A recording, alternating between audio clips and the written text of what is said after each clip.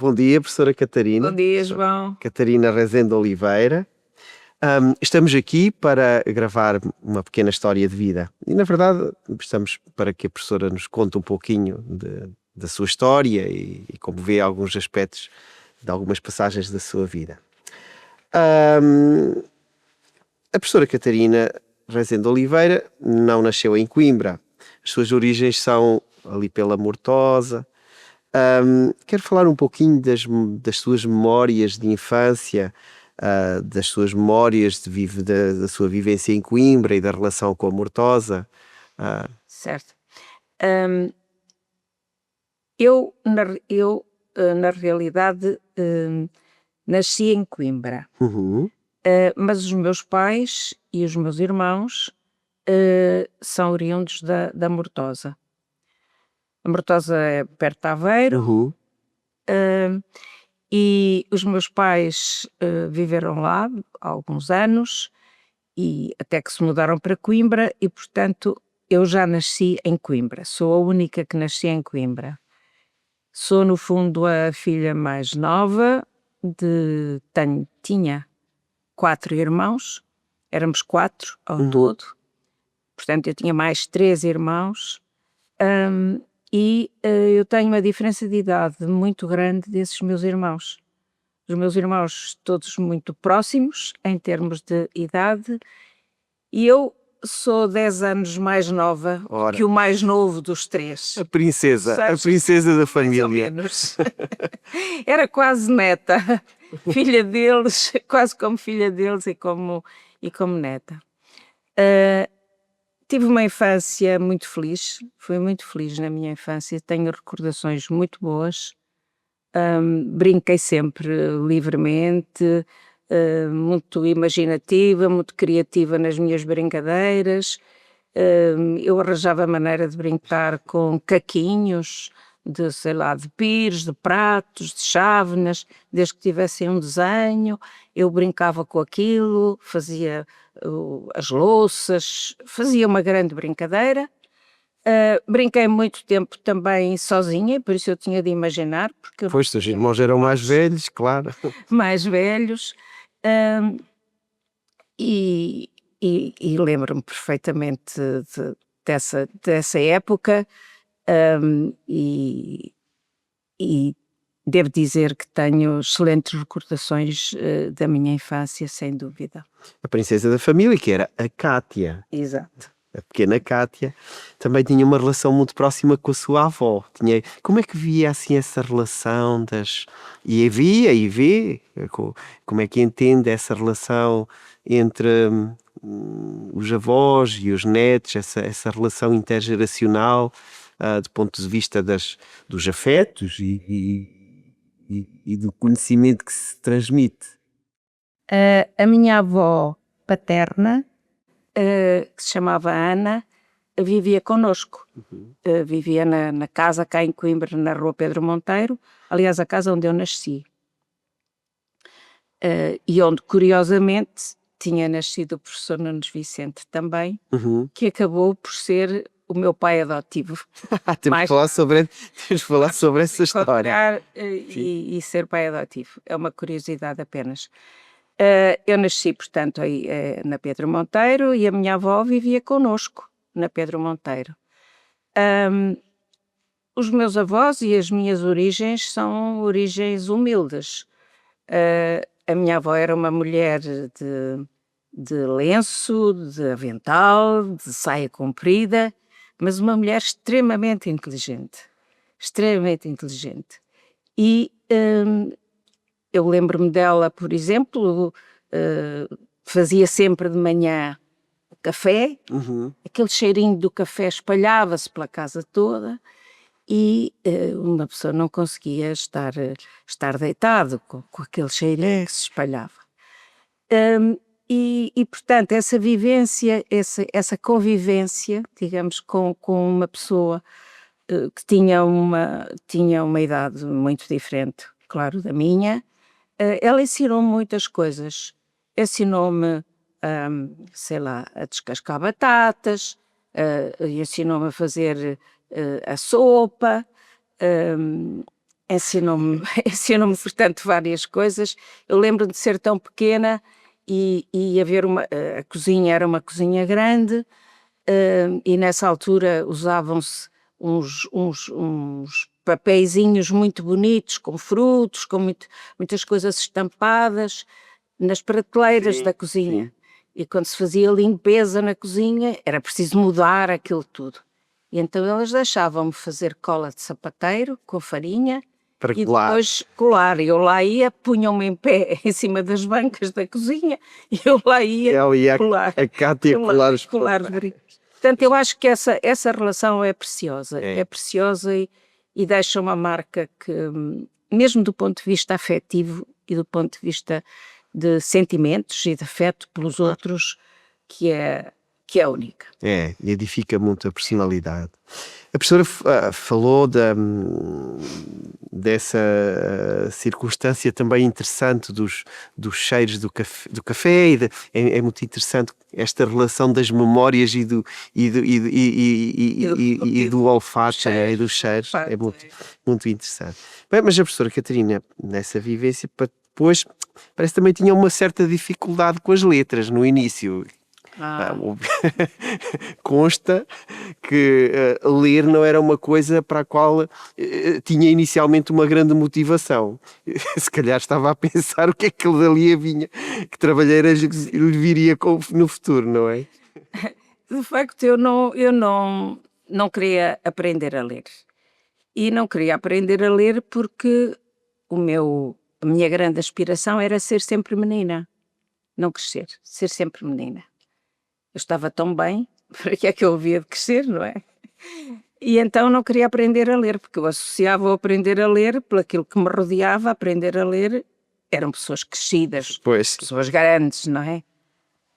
E então a minha mãe, eu ia para a escola, tinha 6 anos, mais ou menos, e a minha mãe queria que eu fosse para a escola a saber já as letras.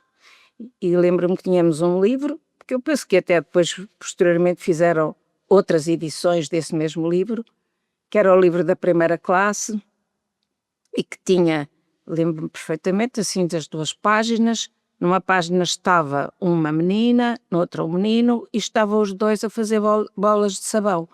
E cada bola de sabão era uma letra, maiúscula e minúscula. E então a minha mãe lá se procurava sentar comigo e anda, Cátia, anda a aprender as letras, vá, vamos aprender as letras. E eu lá me sentava, mas eu não via letras nenhumas, porque as lágrimas caíam-me dos olhos e eu não conseguia ver letras nenhumas, para desespero da minha mãe. Então acabei por ir para a escola, sem saber as letras. Mas depois aprendi as letras rapidamente e fui para a escola, sei lá, em outubro, naquela altura ia-se em outubro, vou para a escola em outubro e em dezembro sabia ler. E lá teve que crescer. E lá tive que crescer, não tinha outro remédio. E cresceu e fez a escola e depois, já antes da universidade, frequentava a escola Dona Maria, e que era uma escola do regime, não é? Sim. Com aquela rigidez do regime. Até parece, consta que houve ali uns certos problemas, digamos, uma montanha de problemas, uma coisa insignificante, porque parece que a professora Catarina um dia esteve a ver os exercícios militares dos tropas que andavam lá a fazer uns exercícios ao longe, e isso era uma coisa gravíssima. É verdade.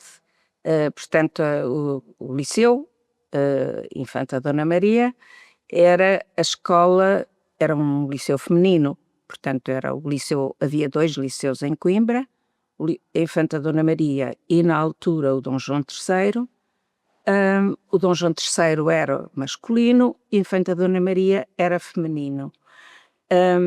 E o único momento em que nos encontrávamos em termos de algumas atividades, portanto, letivas ou relacionadas com a parte letiva, ou que os 2 liceus, as 2 escolas interagiam, e os alunos, consequentemente, era quando nós fazíamos a festa final do 7º ano e fazíamos um baile um baile conjunto que era no ginásio do Liceu Dom João III. Isso era um momento. Era um momento histórico. Fora disso, havia uma separação, portanto, total. E o espírito, portanto, dentro do liceu feminino era de que não o contacto com pessoas do sexo oposto era uma coisa, era quase uma blasfémia. E, de facto, um dia eu tinha uma colega que se chamava Cristina, era a Kitty, era a irmã mais nova da Ivete Centeno, e nós morávamos, portanto, perto e fazíamos o percurso a pé, portanto, para o liceu, íamos e vinhamos. E um dia saímos do liceu e, de facto, vimos os soldados, mas longe, não estávamos perto deles, mas vimos longe e eles atiravam-se para dentro de umas covas e tal, e nós ficámos fascinadas e sentámos-nos no murinho do liceu e ficámos ali a olhar. Claro que no dia seguinte, quando regressámos, tivemos de ir à reitora e levámos um rasparete, mandou-nos fazer um sacrifício e depois, 8 dias depois, ir lá e dizer qual era o sacrifício. Eu lembro-me que fui e disse, eu não fiz sacrifício nenhum. Acho que isso, não sei o que é que havia de fazer. E pronto, e daí houve trocas de cartas com o meu pai, na altura, e enfim, foi algo. Não há grandes saudades desse tempo, dessa circunstância. Não. E era, quer dizer, acho que era uma maneira de educar que quase levava a uma deformação, portanto, das pessoas, e uma maneira de estar na vida que acho que hoje ninguém acredita, mas era assim. E tudo isso acabou por resultar, depois a professora Catarina entrou na universidade, entrou no curso de medicina e viveu a crise académica e toda aquela circunstância da crise académica, na qual não se envolveu diretamente, de alguma maneira, mas acabou por moldar muito a sua vivência. A minha vivência. Como é que sentia ali, e, de facto, digamos, essa inquietude que havia na comunidade estudantil nessa época? Eu posso dizer que fui uma privilegiada por ter vivido esses momentos, porque são momentos únicos, que eu não trocava por nada posterior na minha vida. Porque nessa altura criaram-se, no fundo, laços, quer de amizade, quer de solidariedade, de respeito pelo outro, de aceitar maneiras de ver diferentes, porque nem toda a academia via os diferentes aspectos da mesma forma. E recordo-me perfeitamente daquelas assembleias magnas, mais do que empolgadas, em que se discutia tudo e as pessoas manifestavam a sua maneira de pensar, e acho que isso é uma coisa que no fundo me marcou muito na minha vida posteriormente, e que de facto é uma vivência única, é quase inexplicável. Sim. Inexplicável. E depois, no fundo, o que veio a surgir daí, que foi uma riqueza brutal para o país e para todos nós e para a sociedade e para a nossa evolução. E a professora fez o seu trajeto como estudante de medicina, mas depois, fruto de toda essa circunstância, acabou por ir para Angola. E até consta que fez uma viagem bem camuflada, com um fato camuflado de tamanho grande, na professora Catarina, que não é propriamente um gigante, não é? Como é que aconteceu essa circunstância de se ver camuflada no meio de Angola? Ora bem, é resultado da crise académica. O meu colega de curso, com quem eu venho posteriormente a casar-me, foi mobilizado com outros colegas, as pessoas mais ativas, os homens mais ativos nessa altura na crise académica, foram mobilizados como castigo para irem para o ultramar. mesmo antes de acabarem os cursos. Eu, nessa altura de 69, eu já estava no 6º ano de medicina.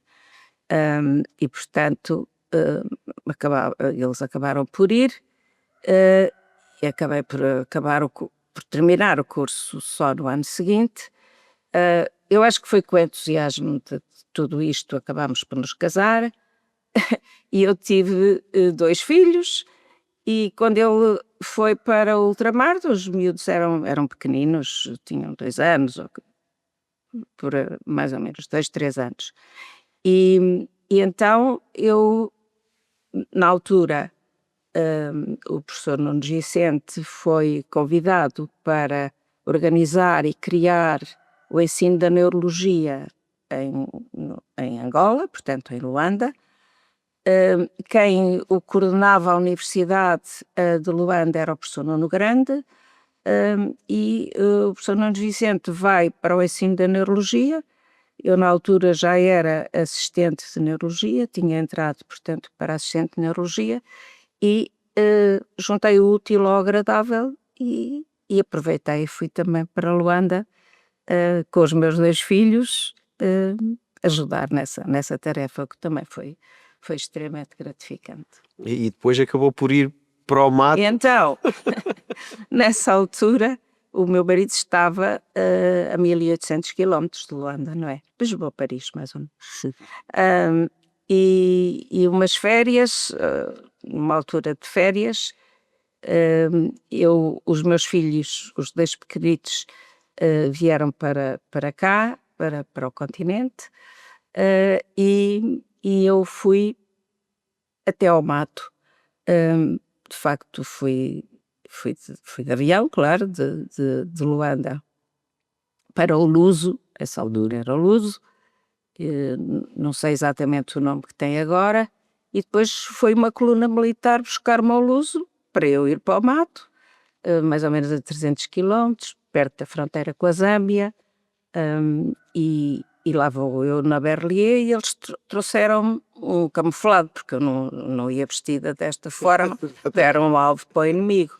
E então chegou o casaco de camuflado, porque chegava-me aos tornozelos, e eu lá fui em cima da Berlier. Ia bem camuflada. Ia bem camuflado. Muito bem.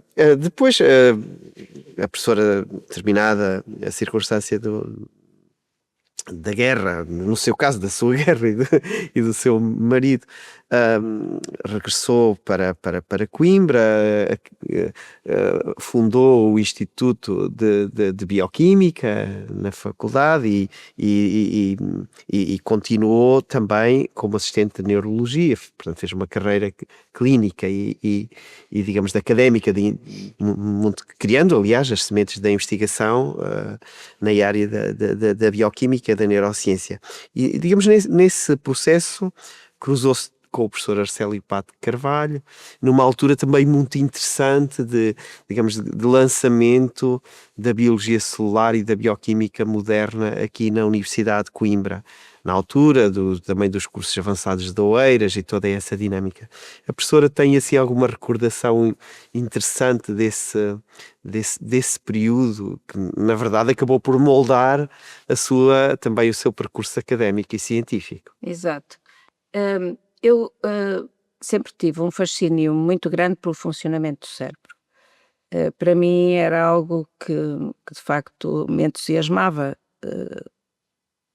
porque eu acho que do ponto de vista de criatividade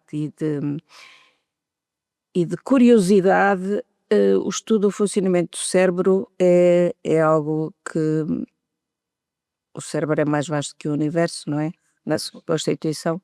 E, portanto, é algo que, de facto, para mim era uma paixão e continua a ser, mesmo assim, mesmo agora. Portanto, na altura, eu era assistente de neurologia, depois fui desafiada para, de facto, organizar a bioquímica e o ensino da bioquímica na Faculdade de Medicina. Eu, nessa altura, achei que não sabia bioquímica o suficiente para, enfim, desempenhar essa tarefa adequadamente, E então resolvi inscrever-me em algumas disciplinas. Nessa altura nós podíamos fazer isso, avulso, na Faculdade de Ciências. Precisamente as disciplinas relacionadas com a bioquímica e a biologia, e nesse percurso, e digamos nessa interação, eu inscrevi-me como aluna ordinária na universidade e no curso de biologia, porque na altura também não havia bioquímica ainda em Coimbra, e aí encontrei-me com o professor, cruzei-me primeira vez com o professor Arcélio Pato Carvalho e com o professor Vítor Madeira, também, duas personalidades Sim. tanto fortes e marcantes, e a partir daí começou esta interação. Eu fiz as cadeiras, como normalmente, e a certa altura o professor Arcélio perguntou-me: "Oh, Catarina, quer mesmo tirar um segundo curso?" E eu disse: "Não estou interessada particularmente em tirar um segundo curso, então junte-se a nós e venha fazer aqui investigação." E assim E começou a sua investigação minha em investigação em neurociências. E neurociências. acabou por não se ligar ao retículo sarcoplasmático Não, do não. músculo lombar da lagosta, que era um modelo. Era um modelo. Muito bem. E a professora, de facto, tem o crédito isto também digo como cientista, de ter formado tantos cientistas, enfim, que tanto, na verdade, criaram uma comunidade e, portanto, a professora Catarina faz parte daqueles cientistas que faz escola. O que acho também, na minha opinião, que distingue bem aquilo que é, digamos, uma carreira de sucesso. É quando alguém consegue, com a sua atividade, que inspirar outros e fazer escola. Como é que a professora Catarina vê o desenvolvimento da investigação em neurociências, agora também em envelhecimento, nesta comunidade, na verdade, a que pertencemos? Hum, Sem dúvida que eu, olhando para o meu percurso, hum, aquilo que mais me satisfaz, que para mim é a maior recompensa, é de facto ter contribuído para, no fundo, a formação de uma geração de neurocientistas e de neurocientistas que eu acho brilhantes. Isso é particularmente uma compensação, é uma recompensa que, que também me preenche, talvez mais até do que as publicações e tudo isso. Publicações essas que são sempre publicações, por exemplo, em coautoria, e em que esses jovens que eu tive no fundo a felicidade e talvez de me cruzar com eles e de facto sermos capazes de em conjunto criar algo de novo, hum,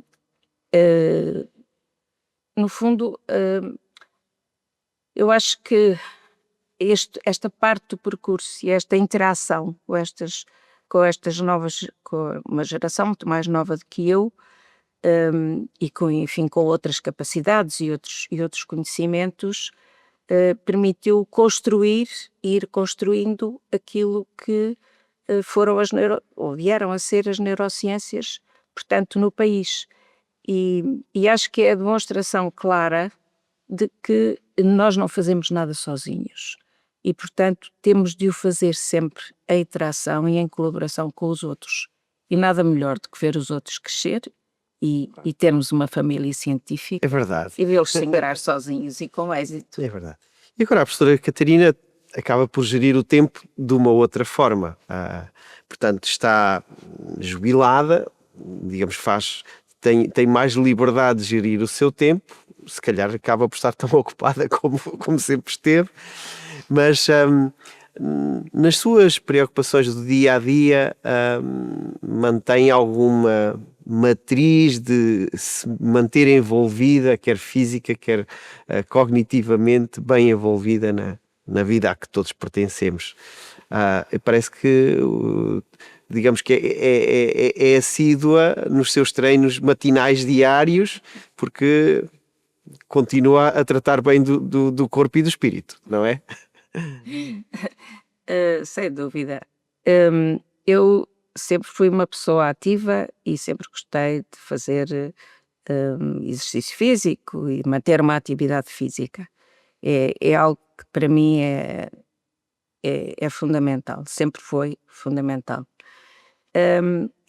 E é evidente que agora mantenho da mesma maneira essa atividade, até talvez de uma maneira, no fundo, mais regrada e mais Sim. sistemática. E de facto vou ao ginásio 3 vezes por semana, faço mesmo por isso. Pois. É algo que para mim me traz uma atividade e a minha ideia, quando faço atividade física ou quando caminho, para mim são alturas em que eu depois parece que penso melhor, Sim, sim, sim. que fico com um pensamento mais claro, as ideias ficam mais claras e às vezes quando estou a fazer uma dessas atividades, surgem umas soluções para coisas que eu andava a pensar há muito tempo e não encontrava maneira de encontrar, enfim, a solução ou a maneira de resolver isso. E acho que, de um ponto de vista, se nós somos, eu no fundo, pratico aquilo em que acredito e que apregoo. Claro, E exatamente. portanto, um envelhecimento, todos nós vai ocorrer e ocorre comigo e com todos nós, Mas e se puderes ser com saúde, é com melhor. saúde e um envelhecimento ativo, Claro. muito melhor. Claro. E de facto isso constrói-se, Muito bem. não surge de graça. Muito bem. E para terminarmos a nossa conversa, queria-lhe só perguntar que mensagem é que daria assim aos jovens? Vale a pena a ciência? Vale a pena ser cientista? Vale a pena ter uma visão humanista do mundo? Que é o que eu penso que a professora Catarina partilha. Sem dúvida. Acho que vale a pena, de facto, termos a capacidade de olhar para os outros, de entender os outros, entender as suas angústias, as suas dúvidas, e de procurarmos, no fundo, ajudar, o outro a crescer, e a tornar-se, portanto, independente e encontrar asas para Uhum. voar. E acho que tudo isso vale a pena e sobretudo aquilo que eu digo aos jovens que se cruzam, portanto, comigo é façam aquilo em que acreditam e de que na realidade gostam. E continuem a sonhar, não E é? continuem a sonhar. É a única maneira de continuar a sonhar, Sim. manter-se vivo. E o bater de asas, como aquela imagem que na verdade também associa os neurónios, Exato. as borboletas da alma. É uma imagem sem dúvida, muito é uma imagem bonita. bonita, sobretudo se tiverem muitas cores. Claro. Muito obrigado, professora Catarina. Muito obrigado. Obrigada, o gosto é Obrigado. meu. Obrigado. Obrigada.